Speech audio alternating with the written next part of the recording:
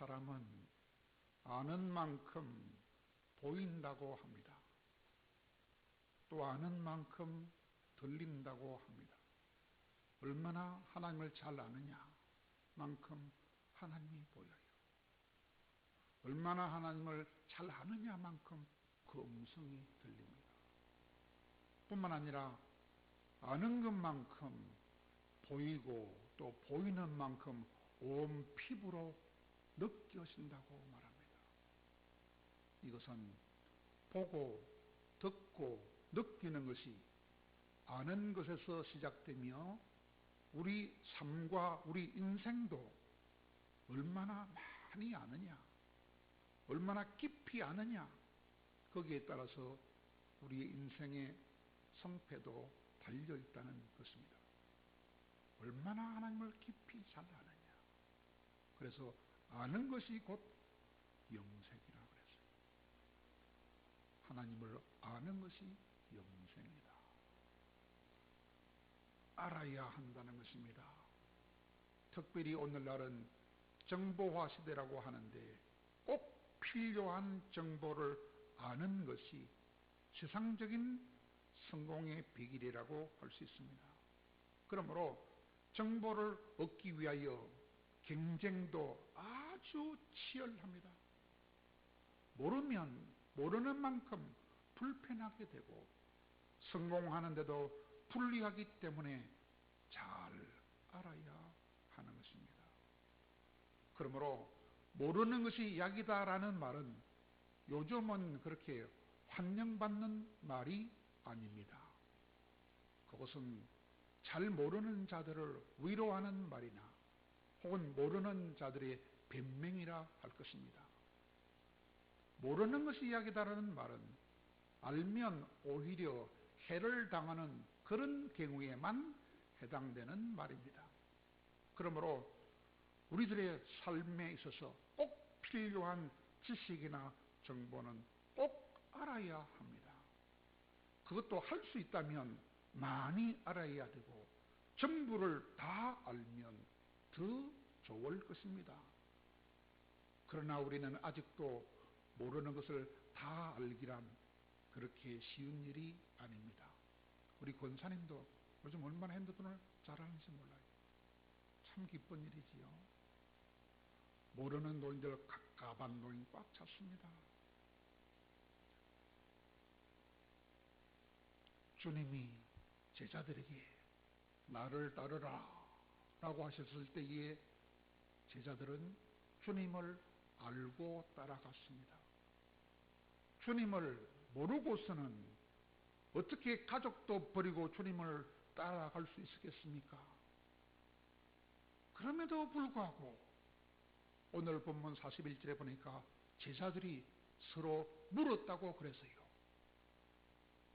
그가 누구시길래, 저분이 누구시길래 바람도 순종하느냐? 그 말은 주님을 몰랐다는 것입니다. 주님의 제자들이 주님에 대하여 서로 물어보고 있는 것이죠. 그가 도대체 누구시길래? 그 말은 주님의 제자들도 아직 주님에 대하여 제대로 몰랐다는 것입니다. 반드시 알아야 할 주님을 주님의 제자들도 아직 제대로 몰랐다는 것입니다. 그러니 우리가 주님을 잘 알고 있을까요? 잘 몰라요. 잘 모르니까 아직도 주님의 음성을 잘 못 들어요. 잘 모르니까 주님의 얼굴도 잘 볼 수가 없어요. 날이 저물었습니다. 주님께 몰려들었던 많은 사람들을 병을 고쳐주시고 말씀을 가르쳐 주셨습니다. 그러다가 드디어 저녁이 되었습니다. 그때 주님께서 제자들에게 말씀하셨습니다. 호수 저편으로 건너가서 다른 사람들도 고쳐주고 다른 사람들도 가르쳐 주자. 그래서 주님의 말씀을 따라 주님과 함께 배를 타고 제자들이 갈릴리 바다를 건너가게 되었습니다. 그때 갑자기 광풍이 일어나서 물길이 배 안에 쳐들어왔습니다. 배가 물로 가득 차게 되었습니다. 쉬지 않고 불어대는 강풍으로 인하여 계속해서 차올라오는 물 때문에 배가 가라앉기 직전이었습니다. 배가 바람과 물결을 이기지 못해서 그 속에 탄 사람들이 지금 물속으로 빠져들어갈 상황이 되었습니다. 그때 제자들은 이야, 이러다가 물에 빠져 죽겠구나 라는 생각이 들었을 것입니다. 그런데 주님의 제자들은 물에 익숙한 자들이었습니다. 대부분이 어부 출신들이었습니다. 그들은 갈릴리 호수를 건너는 것 정도는 조금도 두려워하지 않았던 사람들이었습니다. 그런데 오늘따라 그 바람과 그 물결이 얼마나 거칠게 일어나든지 옛날에 했던 많은 경험도 전혀 소용이 없었습니다. 그때 제자들은 하나같이 다 벌벌벌벌벌 두려워서 떨고 있었습니다.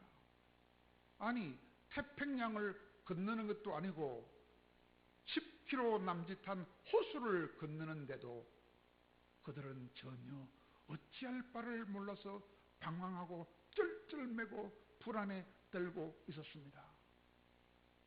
그렇습니다. 우리가 가진 지식이나 경험이나 기술은 우리 인생의 중요한 자원이 되고 위기를 이겨낼 능력이 될 때도 많습니다. 그러나 항상 그런 것은 아닙니다. 현대의 의술이 얼마나 발전했습니까? 그럼도 눈에 보이지 않는 작은 코로나 하나 때문에 사람들이 날마다 하루에 1000명씩 이태리에서는 죽어가고 있습니다. 그러므로 아무리 발달한 과학이라도 항상 우리를 도와줄 수가 없는 것입니다. 꼭 필요할 때는 전혀 무용지물이 되는 수도 있습니다. 그러므로 우리 인간들이 100% 믿을 만한 것은 이 세상에 단 하나도 없습니다. 그 박사기 수천, 수만, 수백만 명의 의학 박사들도 아무 소용이 없지 않습니까? 그러므로 성경은 말합니다. 사람을 의지하지 말아라. 도와줄 힘이 없는 사람을 의지하지 말아라.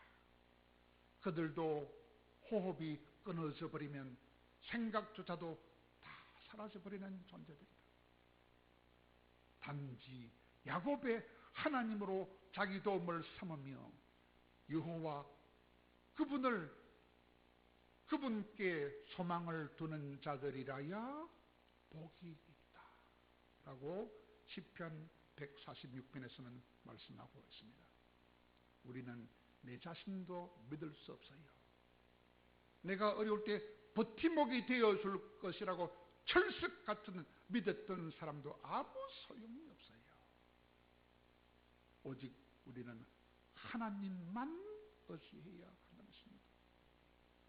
우리가 어려울 때에 우리를 도와주실 하나님이 계시다는 것은 얼마나 큰 복인지 모릅니다. 우리가 기댈 언덕이 있다, 기댈 전지전능한 분이 나에게 있다는 것은 나에게 엄청난 복이며 가장 큰 복이라고 하는 것입니다. 제자들이 감당하기 힘든 바람과 물결이 배 안으로 몰려 들어와서 그들의 힘으로는 그 위기를 넘겨볼 수 없음을 깨달을 때, 그들은 상상도 못했던 위기를 당했을 때 얼마나 큰 당혹감을 느꼈겠습니까? 그런데 불행 중 다행하게도 그때 주님이 같은 배 저 뒤에 계셨던 것입니다. 자신들의 힘으로는 도저히 감당할 수 없을 위기가 왔을 때, 그때야 그들은 주님을 찾았습니다. 그때 주님은 하루 종일 일하심으로 너무 몸이 고단해서 배의 뒤쪽에서 베개를 베고 주무시고 계셨습니다. 제자들은 피곤해서 깊은 잠에 빠져 계셨던 주님을 사정없이 흔들어 깨웠습니다. 그런데 그때 그들이 주님을 찾기는 찾되 그들이 주님에게 했던 말이 정말로 가관이었다고요. 가관이었어요. 왜냐? 그들은 주님한테 아주 무례하게 말을 했어요. 아주 무례하게 말을 했기 때문입니다. 뭐라고 했습니까? 선생님, 우리가 죽게 된 것을 돌보지 아니합니까? 얼마나 무례하기 짝이 없는 말을 했는지 모릅니다.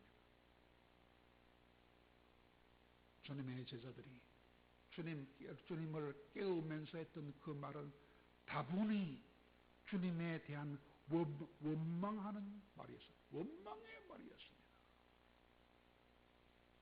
그 말은 우리는 이렇게 죽을 고생을 하며 풍랑과 싸우고 있는데, 또한 죽음의 위험을 무릅쓰고 있는데 왜 주님은 가만히 계십니까? 왜 주님은 태평스럽게 주무시고만 계십니까? 얼마나 버릇되기 없는 말입니까? 얼마나 무례하기 짝이 없는 말입니까? 주님을 원망하다니. 그런데 이스라엘 백성들이 40년 광야 생활할 때 얼마나 원망했습니까? 모세를 원망하고 하나님을 원망하고 얼마나 많은 원망했습니까?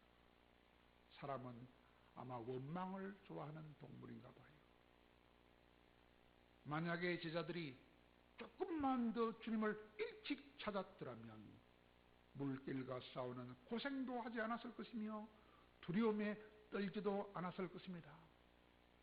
그러나 거기 주님이 계신 것을 알고도 그들은 주님에게 위험을 알지도 않았습니다. 주님께 문제를 맡기지도 않았습니다. 주님을 찾지도 않았습니다. 지금 마음대로 하다가 안 되니까 늦게야 주님을 찾아서 주님께 원망의 말을 한 것입니다. 우리 인간들은 다 그런가 봐요. 자기 잘못은 모르고 남만 원망하려고 그래요. 원망과 불평은 정말로 우리 인간들로부터 너무나 가까운 곳에 있는 것 같습니다. 걸핏하면 남을 탓하기 쉬운 것이 우리 인간들입니다. 모든 알고 보면 다 내 탓인데 우리는 남만 탓하려고 그래요. 우리는 내가 해야 할 몫은 생각도 하지 않고 모두 다 남의 탓이라고 생각하는 잘못된 근성들이 있습니다. 그 근성이 어디서 왔을까요? 우리 조상한테서 왔습니다. 우리 조상 아담과 하와가 그랬습니다. 그 원망하는 본성이 우리 심령 속에 아직도 깊이 남아있습니다. 아담도 선악과를 따먹었던 그 죄를 하와한테 돌렸어요. 하와가 내게 줌으로 먹었습니다. 하와 탓을 했습니다. 하와도 마찬가지입니다.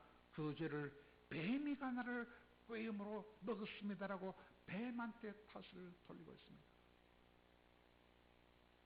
우리는 다 그런 자들입니다. 그러므로 우리는 잘못된 일의 결과를 다른 사람이나 하나님의 탓으로 돌리면 안 됩니다. 그런 사람은 믿음이 있는 사람이 아닙니다. 남을 탓하고 싶은 말이 나올 때 나는 믿음의 사람이 아니구나. 그거를 빨리 깨달아야 돼요. 모든 책임을 오직 나로부터 찾아내야 합니다. 그 사람이 믿음의 사람이에요. 그러면 똑같은 실수를 반복하지 않습니다. 그런 사람은 남을 원망하지 않습니다. 그런 사람은 하나님을 원망하는 죄도 짓지 않습니다. 그런 사람이라야 온전한 믿음의 사람입니다. 그러므로 많은 문제는 내 지식과 경험을 사용해 해결해 보려고 하는 교만에서 오는 것입니다. 어떻게 우리가 그 거센 바람과 거센 파도에 맞설 수 있습니까? 처음부터 자신의 능력이나 지식으로는 안 된다는 사실을 빨리 깨닫고 빨리 주님을 찾고 주님께 맡겨야 하는 것입니다. 내 약한 힘으로 해보겠다고 설치다가 교만하게 설치다가 안 될 때야 비로소 늦게야 주님을 찾음으로 얼마나 고생을 많이 했고 얼마나 큰 손해를 보았습니까? 그러므로 우리들에게는 지혜가 필요합니다. 내가 할 수 있는 일인지 할 수 없는 일인지 재빨리 분별할 수 있는 지혜가 필요합니다. 그러므로 내가 할 수 없는 일이라고 판단되면 오랫동안 지체하지 말고 즉시 주님께 맡겨야 합니다. 주님께 물어야 합니다. 그것이 승리하는 비결입니다. 내 힘으로 끝까지 버티면 버틸수록 더 큰 실패와 낭패를 당하게 되는 것입니다. 사업도 마찬가지입니다. 내 짧은 신문 지혜로 사업하면 망해요. 깊이 하나님께 물어서 허락을 받아서 사업하면 승리합니다. 얼마나 자기 마음대로 하다가 고생하고 망한 사람이 많습니다. 다 교만해서 그렇습니다. 믿음이 없어서 그렇습니다. 하나님께 묻고 물어서 해야 하겠습니다. 주님은 원망과 불평이 섞인 그 제자들의 기도도 다 들어서 즉시 도와주셨습니다. 즉시 그들의 문제를 해결해 주셨습니다. 바다와 바람을 향하여 꾸짖어 주심으로, 바다를 향하여 호령하여 주심으로 해결해 주셨습니다. 잠잠하라! 고요하라! 라고 호령하셨을 때 즉시 잔잔해졌습니다. 제자들이 탔던 배뿐만 아니라 호수를 삼킬 것만 같은 그 강한 바람도 한순간에 잠잠해졌습니다. 얼마나 놀라운 일입니까? 꾸짖는 한마디에 바다도 바람도 잔잔해졌습니다. 바다와 바람은 사람이 아닙니다. 인격이 아닙니다. 우리처럼 들을 귀도 없습니다. 그런데도 어떻게 순종해서 즉시 잔잔해졌단 말입니까? 어떻게 그런 일이 있을 수 있단 말입니까? 하나님이 하시기 때문에. 아무리 유능한 사람은 큰 자연의 위력 앞에서 할 수 있는 일이 아무도 없습니다. 내가 얼마나 약한지는 높은 산에 올라가 보면 알 수 있어요. 높은 산에 올라가 보면 나는 커 보이지만 저 멀리 사람들 보면 개미보다 다 작아요. 인간은 약한 자구나. 높은 산에 올라가 보면 알 수 있어요. 자연 앞에 우리가 얼마나 작은 자인지 등산하는 사람은 알 수 있습니다. 우리가 맞설 수 없고 이길 수가 없는 것이 자연입니다. 큰 보가 터지면 다 죽어요. 화산이 폭발하면 수천 명이 다 타서 죽어요. 우리는 자연 앞에 맞설 수 없습니다. 자연에게 이길 수 없습니다. 더구나 자연을 다스린다는 말은 상상도 할 수 없는 일입니다. 그런데 그분은 누구시길래 저 바람도 바다도 한마디에 순종하게 하느냐? 제자들이 깜짝 놀란 것이죠. 그때까지 제자들은 예수님이 어떤 분인지를 제대로 몰랐습니다. 그분은 이 세상에 속한 분이 아닙니다. 이 땅에 속한 분이 아닙니다. 그분은 자연이나 자연 질서에 예속된 분도 아닙니다. 그분은 자연과 자연 질서보다 그 위에 계신 분입니다. 그분은 바람도 바다도 만드신 분이며 바람이 가는 길도 다 알고 계신 분이며 그들을 심지어 다스리는 분이시라는 것입니다. 우리하고 차원이 다르시오. 그분은 온 세상을 자신의 영광을 위하여 창조하신 창조주입니다. 온 세상에 존재하는 모든 산물들이 그를 위하여 존재할 수 있도록 다스려주시는 섭리자이십니다. 그러므로 그분은 얼마나 권세와 위엄과 능력이 대단한 분이며 얼마나 거룩한 분인지 모릅니다. 그런 분이 우리를 도와주시려고, 어떤 우리를? 남만 탓하는 우리들, 남을 원망하는 우리들, 남뿐만 아니라 심지어 하나님까지도 원망하는 우리들을 도와주시려고 이 땅에 오셨다는 것입니다. 연약한 우리 인간의 몸을 입으시고 스스로 자신의 큰 영광과 권세를 스스로 제한하시고 오셨다는 것입니다. 스스로 세상에 매여 오셨다는 것입니다. 그것을 성경은 말합니다. 시험을 받아 고난을 당했다. 스스로 시험을 받아 고난을 당하셨다고. 히브리서 2장 18절에서 이렇게 말합니다.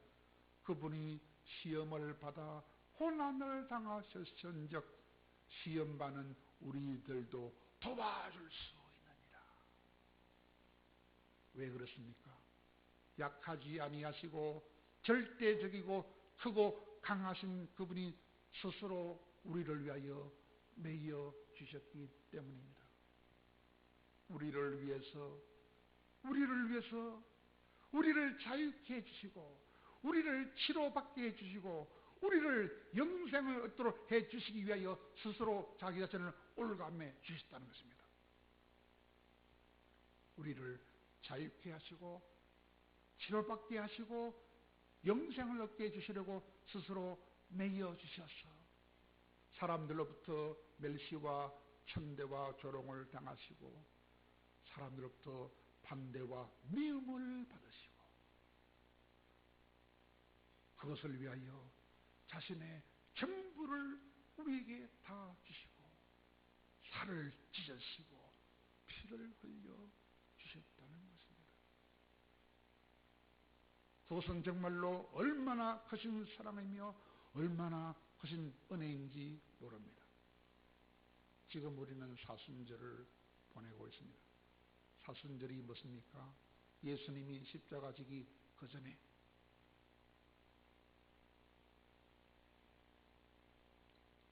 사순절을 지내고 있는데 40일 동안 그 고난을 생각하며 그 사랑을 묵상하는 기간이 사순절입니다. 그 사랑에 감사하며 감격하며 눈물 흘리며 그 사랑에 보답하기로 다짐하는 절기가 이 사순절입니다. 사랑하는 여러분, 이 사순절을 보내면서 하나님의 깊은 사랑을 생각한다면 그 뜨거운 사랑에 가슴이 울렁거리지 않을 수 없고 그 사랑에 가슴이 먹먹해지지 않을 수 없습니다. 그런 사람들은 사순절을 정말로 사순절답게 제대로 보내고 있는 분이라고 할 것입니다. 그리고 다짐을 하되 나는 어떻게 그 사랑을 보답할까라고 고민하면서 다짐을 하되 이렇게 마냥 지낼 수는 없다. 이렇게 마냥 여전히 돈에 매여 있으면 안 되겠다. 이젠 주님만을 사랑해야 되겠다. 남은 생에는 정말로 주님만 위해서 사는 삶을 살아야 되겠다. 이제 내일 모레 죽을지도 모르는데 부끄럼 없이 주님 앞에 부끄럼 없이 살아야 되겠다 라고 다짐하고 있다면 그 사람은 사순절을 제대로 보내고 있는 사람이라 할 수가 있습니다. 사랑하는 여러분, 우리 삶은 너무 분주했습니다. 마치 심포가 없는 악보와 같다고 말하는 사람이 있습니다. 쉬지 않고 계속 노래 불러보세요. 숨이 막혀지고. 다 우리 그렇게 하고 있는 것 같아요. 비록 그렇게 바쁘게 살지라도 적어도 사순절만큼은 그리하면 안 된다는 것입니다. 고난의 주님을 생각하고 십자가에서 우리를 위해서 피 흘린 주님을 바라보고 깊이 묵상하는 시간을 가져야만 한다는 것입니다. 바람을 꾸짖으시고 파도를 향하여 호령하시던 그분, 바람도 바다도 말씀으로 다스리시던 그분의 그 엄청난 권세와 위엄과 능력 앞에 우리가 모든 고난도 넉넉히 이길 수 있도록 도와주시기 위해서 오신 그분을 생각하며 감사하며 찬양하며 회개하면서 보낼 시간이라고 하는 것입니다. 이런 사순절에 주님의 허심과 위대하심과 지극히 완전한 희생을 해주심을 다시 묵상하며 어떤 고난도 물리쳐 주실 수 있는 그분을 기억하며 그분을 의지하고 그분께 더 간절하게 기도함으로 모든 고난을 넉넉히 이기고 날마다 승리의 기쁨을 누리는 가운데 승리의 기쁨을 주님께 올려드릴 수 있는 우리 모두가 되기를 간절히 바랍니다.